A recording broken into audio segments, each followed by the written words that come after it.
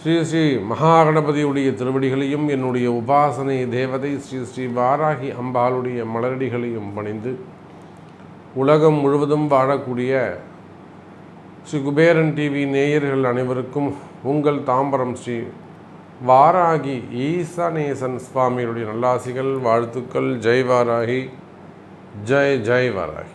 அன்பு நேயர்களே, ஜூலை மாத ராசி பலன்கள். இந்த ஜூலை மாதத்தை பொறுத்தவரையிலும் சனி பகவான் வக்ரகதியிலே இருக்கிறார். முக்கியமான கிரகம் சனி பகவான் வக்ரம். எப்பொழுதும் போல ராகு கேது வக்ரமாக இருக்கிறார்கள், வக்ரகதியில் இருக்கிறார்கள். மெயினாக குரு ராகு தொடர்பு. செவ்வாய் சுக்கிரன் இருவரும் ஒன்றிணைந்து பகையுடைய வீட்டிலே, சூரியனுடைய வீட்டில், அங்கே செவ்வாயும் சுக்கிரனும் ஒன்றிணைந்து சிம்மத்தில் இருக்கிறார்கள்.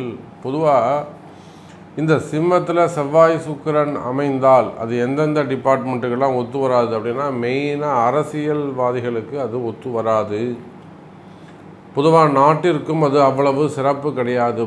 எங்கேயுமே சரிதான். எப்படி ஒரு சனி செவ்வாய் சேர்க்கை ஒத்து போகாதோ அது போல் ஒரு கடுமையான தோஷமாக இருக்குமோ அதை போல் இந்த செவ்வாயும் சுக்கிரனும் இணையக்கூடாது. காரணம் என்ன? சுக்கிரன் கலத்தரக்காரகன், செவ்வாய் மங்களக்காரகன். ரெண்டு பேருமே மங்களத்தை, சுபத்தை குறிக்கக்கூடியவர்கள். அப்போது இந்த செவ்வாயும் சுக்கிரனும் சூரியனின் வீட்டில் இணைந்திருக்கின்ற பொழுது இந்த ஜூலை மாதத்தை பொறுத்தவரையிலே நாட்டிற்கும் சரிதான், வீட்டிற்கும் சரிதான், தேவையில்லாத கலகங்கள் ஏற்படும்.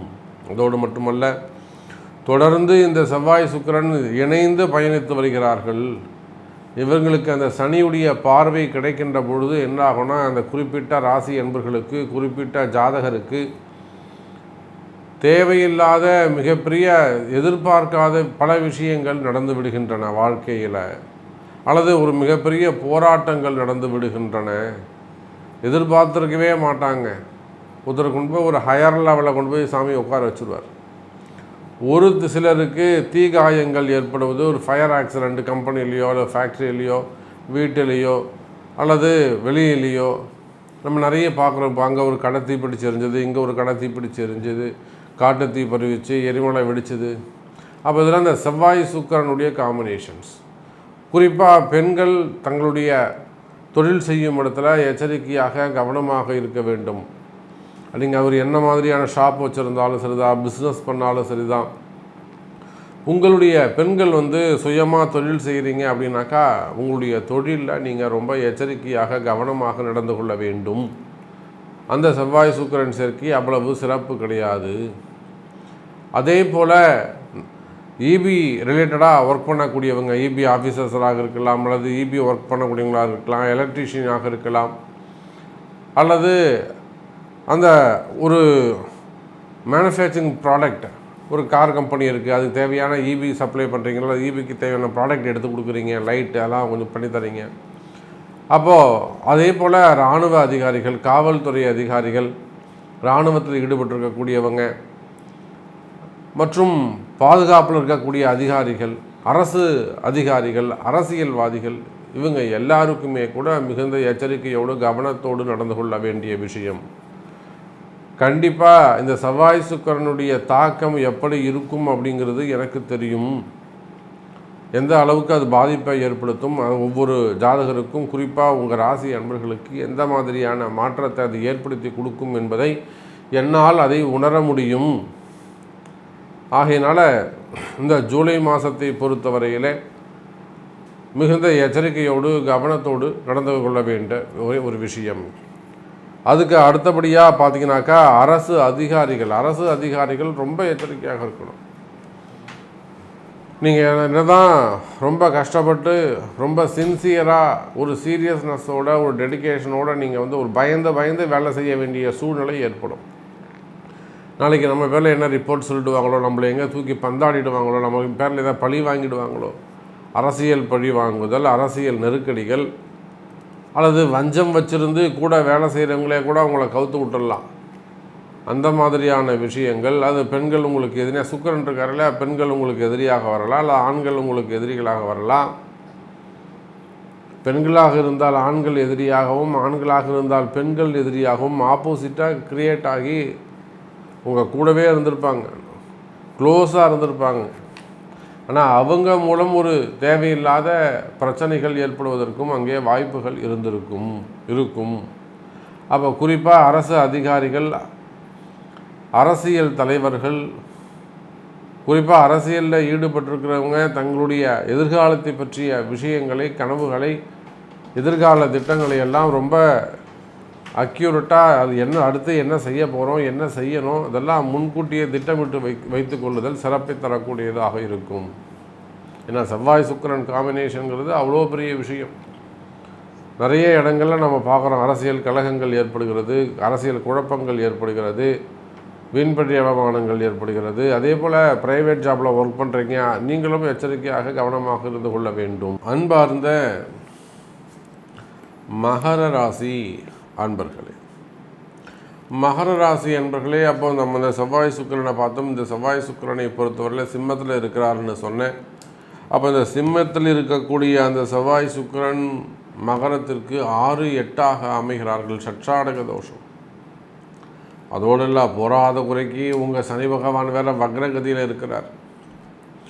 மகர ராசிக்கு இது எனக்கு தெரிஞ்சு கொஞ்சம் போராத காலம், கொஞ்சம் போராது. எப்போ தான் சாமி அப்போ நாங்கள் நல்லா இருப்போம், எப்போ தான் எங்களுக்கு நன்மைகள் நடக்கும்? போராட்டமே தான். நீங்கள் சொல்கிறதெல்லாம் கரெக்டாக தான். யுத்த காலமாக இருக்குது, போராட்ட காலமாக இருக்குது, இழப்புகள் ஏற்பட்டுடுச்சு, கையில் இந்த பைசாவாக நாங்கள் ஏமாந்துட்டோம், பதவி போயிடுச்சு, போஸ்டிங் போயிடுச்சு, வேலையை விட்டு வீட்டுக்கு வந்தாச்சு, அல்லது ஃபேமிலியில் விட்டு பிரிஞ்சிட்டோம், ஃபேமிலியை விட்டு வெளியில் வந்துட்டோம். என்ன தான் எங்கள் நிலைமை, என்ன தான் எங்களுக்கு நல்லது நடக்கும் என்று சொன்னால், மகர ராசி அன்பர்களே, இந்த செவ்வாய் சுக்கிரன் சேர்க்கை 6, 8 அமைந்திருப்பது, அதே சமயத்தில் 4, 10 அந்த ராகுவும் குருவும் 4, 10 அமைந்திருக்கிறார்கள். இதனால் இந்த ஜூலை மாதத்தை பொறுத்தவரையிலே மிகுந்த போட்டி மிகுந்த மாதமாக அமையும். போட்டி பொறாமைகள் அதிகரிக்கும். வேலை செய்கிற இடத்துல, உத்தியோகம் பண்ணக்கூடிய இடங்களில், அது எந்த வேலையாக இருந்தாலும் சரி தான், ப்ரைவேட் ஜாபாக இருக்கலாம், கவர்மெண்ட் ஜாபாக இருக்கலாம், ஏன் அரசியலாக இருக்கலாம், அரசாங்கமாக இருந்தாலும் போட்டி வரும். நீ ஒன்றுமே செய்யலையே, இவர் என்ன செஞ்சிட்டாரு இவர் அப்படின்னு ஒரு போட்டி, அல்லது ஒரு பெரிய அதுக்கும் மேலே கவர்னராக இருக்கலாம், அவங்களுக்கும் அங்கே போட்டி பொறாமைகள் இருக்கும். அப்போ குறிப்பாக என்ன, சூரியனுடைய வீட்டில் இருக்கக்கூடிய அந்த செவ்வாய் சுக்கிரன் நம்ம அங்கே தான் கவனிக்கணும். சூரியன் வீட்டில் இருக்கக்கூடிய செவ்வாய் ஒரு அரசு அதிகாரி, ஒரு போலீஸ்கார், ஒரு காவல்கார், ஒரு இராணுவ அதிகாரி. அவரே போய் பிடிக்காத இடத்துல உட்காந்துட்டு இருக்கிற மாதிரி அர்த்தம். சுக்கிரனை எடுத்துக்கங்க, தனகாரகன், பணவரவுக்கான நபராக விளங்கக்கூடியவர். அதுவும் குறிப்பாக மகர ராசிக்கு 5க்குடையவன், 5க்கும் 9க்கும் உடையவன், முழு சுபராக இருக்கக்கூடியவன். அந்த சுக்கிரன் 8ஆம் இடத்துல போயிட்டு பகை வீட்டில் மறைஞ்சிக்கிறார். அப்போது அரசியல் தலைவர்களாக இருக்கலாம், கவர்னராக இருக்கலாம், ஒரு சீஃப் செக்ரட்டரியாக இருக்கலாம், ஐஏஎஸ் ஐபிஎஸ்ஸாக இருக்கலாம், ஐஏஎஸ் அதிகாரிகளாக இருக்கலாம், அல்லது காவல்துறை அதிகாரிகளாக இருக்கலாம், ஒரு இராணுவத்தில் இருக்கலாம், அதே போல் ப்ரைவேட் ஜாபாக இருக்கலாம், சோஷியல் ஒர்க்கு செய்யக்கூடியவங்க, சோஷியல் ஒரு சொசைட்டியில் ஒர்க் பண்ணக்கூடியவங்களாக இருக்கு, அவங்க அதெல்லாம் ஹையர் போஸ்டிங்கில் இருக்கக்கூடியவங்களாக இருக்கலாம். பதவி போட்டிகள், போட்டி பொறாமைகள், உனக்கு எப்படி அந்த போஸ்டிங் கொடுக்கலாம், நீனா பெரிய ஆளா, அப்போ நாங்களாம் இந்த போஸ்டிங் எங்களுக்கு வராதா, எங்களுக்கு கிடைக்க, அந்த மாதிரியான போட்டி பொறாமைகள். ஒன்றுமே சொல்லாமல் வாயே திறக்காமல் பின்னாடி இருந்து உங்களை பற்றி போட்டி கொடுத்துட்டு போயிடுவாங்க. நீங்கள் ரொம்ப இவங்களை நம்பி இருப்பீங்க, இவர் நம்ம கூடவே இருக்கார், நமக்கு இவர் நன்மையை செய்வார் அப்படின்னு நீங்கள் அவரை நம்பி உட்காந்துட்ருப்பீங்க. சற்றும் எதிர்பார்க்காத வகையில் அவர் என்ன பண்ணிட்டு போயிடுவாருங்க, உங்களுக்கு ஏமாற்றத்தை கொடுத்துட்டு போயிடுவார். அப்புறம் ஒரு மாதம் கழிச்சு தெரியும் இவர் தான் உங்களுக்கு பிரச்சனை பண்ணியிருக்கிறாருன்றது அப்புறம் தெரியும். அப்போது அந்த மாதிரியெல்லாம் விஷயங்கள் நம்பிக்கைக்குரிய நபர்கள் அமைவது கடினம். இப்போ கூட வேலை செய்யக்கூடியவங்க, கூட ஒர்க் பண்ணக்கூடியவங்க, உங்களுக்கு கீழே இருக்கக்கூடியவர்கள், நண்பர்கள், நபர்கள், தொண்டர்கள், அது தலைவர்களே ஆனாலும், அல்லது குடும்ப உறுப்பினர்கள், குறிப்பாக நண்பர்கள்னு பேரை சொல்லிக்கிட்டு உங்க கூட பழகக்கூடியவங்க, இவங்க எல்லா இடத்திலும் மிகுந்த பொதுவாக தொழில் பண்ணுற இடத்துல, வேலை செய்கிற இடத்துல, பிஸ்னஸ் பண்ணுற இடத்துல உங்கள் தொழிலில் நீங்கள் கவனமாக இருக்க வேண்டும் மகர ராசி அன்பர்களே. அதே போல் மெயினாக பணங்காசு கொடுக்கல் வாங்கல ரொம்ப சட்ட சிக்கல்கள் இருக்கும். எனக்கு பணங்காசு வர வேண்டியது இருக்குது, இவ்வளோ பைசா வரணும், எனக்கு எந்த அளவுக்கு, எனக்கு ஒரு 1 கோடி ரூபாய் வரணும் சாமி, கொடுத்துட்டேன், ஏமாந்துட்டேன், தரவே மாட்டேங்கிறாங்க. அந்த அவர்கிட்ட கொடுத்தேன், இவர்கிட்ட கொடுத்தேன், அந்த ஸ்கூல் செக்டரில் கொடுத்தேன், இந்த காலேஜ் செக்டரில் கொடுத்தேன், அல்லது அரசியல் தலைவர்கிட்ட கொடுத்துருக்கேன், எனக்கு இது வரவே மாட்டேங்குதுங்க சாமி. நிச்சயமாக மகர ராசி என்பவர்களே, அந்த மாதிரி உங்களுக்கு பணங்காசுகள் வர வேண்டி இருக்குமே ஆனால் அதில் உங்கள்கிட்ட தர்மம் இருக்குமே ஆனால், கொடுத்ததுக்கான ப்ரூஃபு அல்லது அதுக்கான நியாயமான முறையில் அது இருக்குமே ஆனால் அந்த பணங்காசுகள் உங்களுக்கு வந்து சேரும். கவலை வேண்டாம். அது எவ்வளோ பெரிய பைசாவானாலும், எத்தனை கோடி ரூபாய் ஆனாலும் நிச்சயமாக அது வந்து சேரும். வாங்கிடலாம், அது வந்துடும். நம்பிக்கையாக இருங்க. அதுக்கான வழிமுறைகள் உண்டு. அதே போல தான் நான் ஒரு முதலீடு செய்யலாமா, இன்வெஸ்ட்மெண்ட் பண்ணலாமா சாமி அப்படின்னு கேட்டாக்கா, என் கையில் இப்போ கொஞ்சம் பைசா இருக்குது சாமி, கொஞ்சம் நமக்கு பணம் வருதுங்க, நம்ம இதெல்லாம் இன்வெஸ்ட் பண்ணலாம், வந்துடுதுங்க, இந்த முறை ஒரு பணம் இருக்குங்க. முதலீடுகளுக்கான காலம். ஒரு கன்ஸ்ட்ரக்ஷனில் போடலாமா, அல்லது லேண்டில் போடலாமா, அல்லது பில்டிங்கில் போடலாமா, ரெடி டு ஆக்குபை வாங்கி அதை ட்ரேடிங் பண்ணலாமா, கமிஷன் பிஸ்னஸ் பண்ணலாமா, எந்த இடத்துல நம்ம அதை முதலீடுகள் செய்யலாம். அதை விட்டுட்டு நான் சூப்பர் மார்க்கெட் வைக்க போகிறேன், நான் அதை விட்டுட்டு வேறு எதாவது செய்ய போகிறேன்றது சரிப்பட்ட மகர ராசிக்கு எதை செஞ்சால் நல்லா இருக்குமோ அதை தான் செய்யணும். சிம்ம ராசிக்கு எதை செய்தால் நன்மையை தருமோ அதைத்தான் நாம் செய்ய வேண்டும். அப்போ இதெல்லாம் அலசி ஆராய்ந்து ஒரு முறை அட்வைஸ் கேட்டு செய்ய வேண்டிய விஷயம். அதே போல் குறிப்பாக அரசியல் தலைவர்கள், அரசியல்வாதிகள், அரசியலில் ஈடுபட்டிருக்கக்கூடியவர்கள், இவங்க எல்லாருமே கூட மிகுந்த எச்சரிக்கையோடு நடந்து கொள்ள வேண்டும். தேவையில்லாத வீண் செலவுகளை தவிர்க்க வேண்டும். நான் போய் அங்கே 50 லட்சம் செலவு பண்ணேன், 60 லட்சம் செலவு பண்ணேன், 80 லட்ச ரூபா எங்கள் வீட்டுக்காரங்க விட்டுட்டார் சாமி, நல்ல போஸ்டிங் தரேன்னாங்க, ஆனால் தரவே இல்லை, அந்த வாரிய தலைவர் தரேன்னாங்க, மாவட்டம் தரேன்னாங்க, தந்தாலும் நம்ம நல்லா செலவு பண்ணியிருக்கலாம், சம்பாதிச்சிருக்கலாம், ஆனால் பண்ணவே முடியல, வரலை.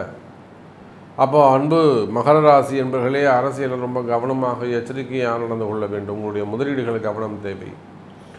குறிப்பாக போட்டி பொறாமைகள், வேலை செய்கிற இடத்துல இருக்கக்கூடிய பிரச்சனைகள், உங்களுடைய ஹையர் ஆஃபீஸர்ஸ் உங்கள்கிட்ட பேசாமல் இருக்கிறது, முறைச்சிக்கிறது, உங்களுக்கு அகைன்ஸ்டாக திரும்புறது, இந்த மாதிரியான பிரச்சனைகள் எல்லாம் இருக்குமே ஆனால் அதெல்லாம் ரொம்ப கவனமாக எச்சரிக்கையாக நடந்து கொள்ள வேண்டும்.